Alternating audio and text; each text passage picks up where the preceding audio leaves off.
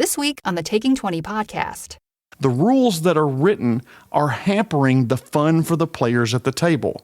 And plus, it's making the story hard to continue. In those cases, fuck the rules.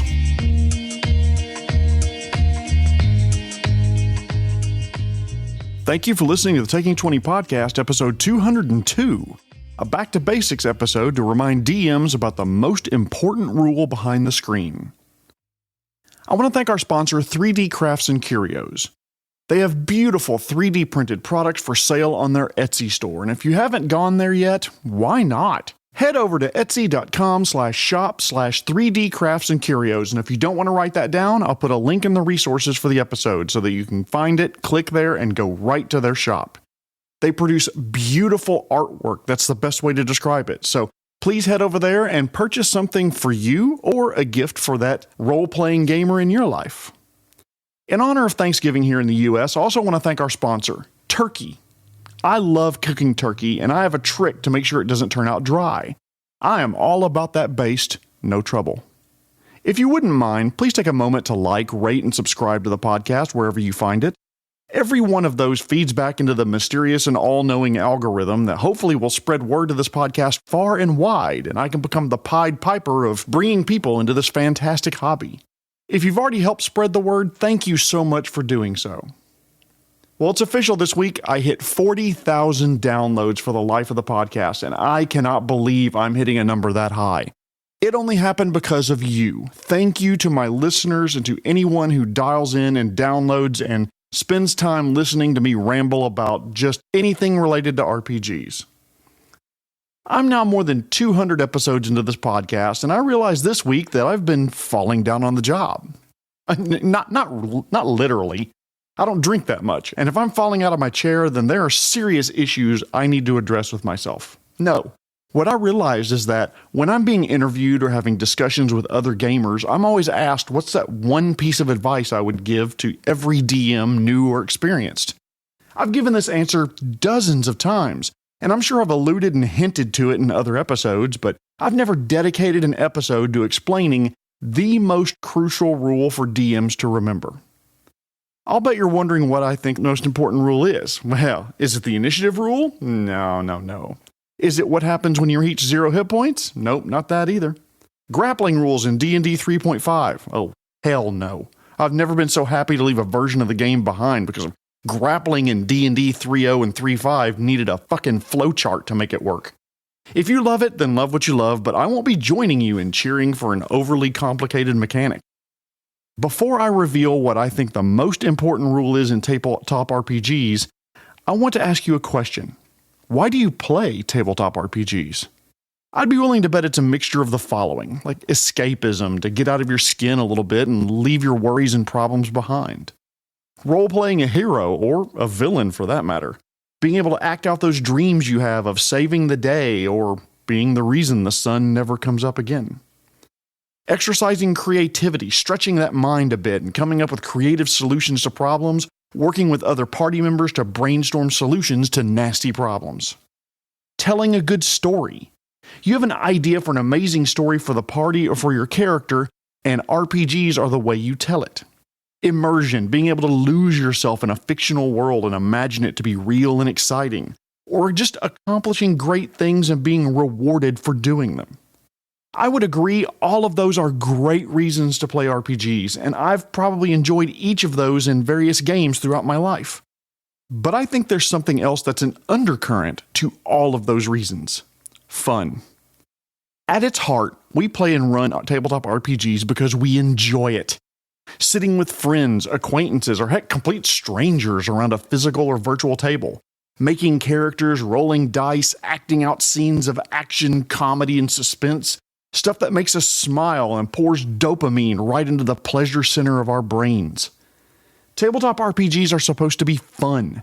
The most important part of the most important rule that DMs should know is that players are there to have fun. I believe Dungeon Masters should use that measurement as the number one indicator as to whether it was a good game session. Did the players have fun? If so, yes, Virginia, you are a wonderful DM. And as a reminder to my beloved DMs out there, you're a player as well. That means you should be having fun at the table too. You shouldn't sacrifice your fun on the altar of player characters having fun in your game. I know being a GM can be stressful, but you should be having fun behind the screen, not just your players. If the DM isn't having fun, then DMs aren't going to want to run games, and that means the players will lose out on fun as well because there will be no game to play. So make sure your fun is aligned with the players' fun as well. Now, there's a lot to making sure your players have fun. Knowing your players and what kind of game they prefer, checking in with the players to solicit feedback from them, and having meaningful choices and consequences to your game are probably my gold, silver, bronze advice for making sure your players are having fun. But part of that is your fun. Behind the screen, juggling encounter difficulty, coming up with NPCs on the fly, scared that the players will finally see that this entire game is just a thinly veiled version of the movie Fifth Element. My sincere hope is that when you're DMing a game, you feel the same mix of invigorated and excited and thrilled that I do when I run a game session. That's the dragon that I chase every single week. That my players had a great time, and so did I. Fun should be the most important thing at your table. But Jeremy, the players completely torpedoed my session planning. They spent the entire session talking to an NPC that I made up on the fly, a knight by the name of Sir Prize, who was in love with Periwinkle Pigwickle, but can't profess his love for her because he worships Swanson, the minor god of reheated leftover dinners. I didn't know they were going to spend so much time with them, and they've completely discarded the story I had made up where they would meet the Thieves Guild and be given a Sophie's choice of either helping out a crime boss or letting the poor of the city suffer. I had it all planned out, and it was going to be epic for everyone. You're right. The session didn't go as planned. But I ask you, would you rather your session go completely off the rails and everyone have a good time anyway? Or for your story to unfold exactly as you meticulously planned, but you're not sure if the players would have fun? If your answer is that you'd rather your story unfolded exactly the way you want, then I'd say you'd be better off writing a book than you would be DMing a game. As an author, you have complete control of the story, the choices made by the protagonists and antagonists, and how the narrative progresses. Yes, my beloved DMs out there, you are running the game, but you are not writing the story. The players write the story as they play the game. You should be giving them situations and challenges, conundrums, confrontations, combat. But how the PCs resolve them dictates the story. Even when you're running pre-made modules where everything is already written for you, the players evolve the story the way they want to. Personally, I'd rather have my players walk away having fun than driving them down a road that I paved and they're miserable driving down it. So DMs, the first part of this most important rule for you to know is that everyone's fun is more important than your or some company's pre-written story. But that's only half the rule, and the second half might be where I lose some of you. For the rest of the rule, what if a scenario presents itself at the table where the players are having fun and the story dictates that there will be a months-long siege of Castle Watertorn? The game you're playing has rules for a siege, but the siege rules are ridiculously complicated. There are dozens of die rolls to determine food stores, disease spread, soldier and civilian attrition, while there's an equal number of rolls for the sieging army, tracking desertions and wounds and everything else. And it's way more detail or realism than your table would enjoy. Or maybe there aren't rules for escaping through the castle's wastewater system, and that's what your players say they want to do. Or the rules that exist aren't flexible enough. They're too restrictive, and that impacts both the fun and the story. In these cases, the rules that are written are hampering the fun for the players at the table. And plus, it's making the story hard to continue. In those cases, fuck the rules. The rules aren't there for what would make sense for the player's story.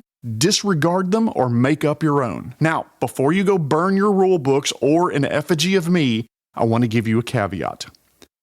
There's a reason the rules exist, and it's because the rules give a framework for consistent ways to adjudicate situations in the game. Armor class exists because it's a way to determine whether that randomly rolled attack hits or not. Skill bonuses exist to determine how easily characters can accomplish a certain task.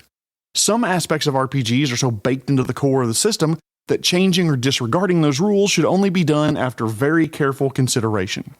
However, I want to take you back to the very first Dungeon Master's Guide and give you, my beloved DM, a quote by the man himself, Gary Gygax. Quote, "You, the DM, are the final arbiter of the rules. The 3.5 edition Dungeon Master's Guide states in page 6 of Chapter 1, when everyone gathers around the table to play, you, the DM, are in charge. That doesn't mean you can tell people what to do outside the boundaries of the game, but it does mean that you're the final arbitrator of the rules within the game. Good players recognize that you have the ultimate authority over the game mechanics, even superseding something in the rulebook." So there it is. DMs can override the rules, even going back to the 3.5 edition Dungeon Master's Guide. But Jeremy, I can hear you say, the first Dungeon Master's Guide came out in 1979, and the 3.5e edition came out in 2003. That's 44 and 20 years ago, respectively. It's a different game now. You're right, and thank everything good and holy for that. But I would call your attention to the 5e Dungeon Master's Guide, page 4, where it says, quote, "As a referee, the DM interprets the rules, decides when to abide by them, and when to change them." From the very beginning of the tabletop RPG genre, all the way back, the rules have taken a backseat to everything else. Everything in all those books that you bought, to quote the great Geoffrey Rush as Captain Barbossa, are more guidelines than actual rules. Let me give you an example. Suppose you have what I would call a problem player who's memorized every rule and every stat block for a certain monster. You bring out a Cyclops who starts to fight the party, but a couple of times per short rest, they can close their eye and Misty Step or Dimension Door instead of having the precognition ability the stat block says they have. That sounds fun as hell, and you should do that, by the way, customize your monsters. That player stands up and says, "In the monster manual on page whatever, it doesn't say that Cyclops can do that." They smirk like they've just caught you in a lie and they're waiting for you to grovel in supplication to their superior knowledge. But suppose in your version of the Sword Coast, or Golarion, or whatever world you're on, the fallen Cyclops nation evolved on an archipelago where there were thousands of tiny islands close enough in places to teleport to them, so that is the innate magic their sages focus on instead of the ability to foretell the future.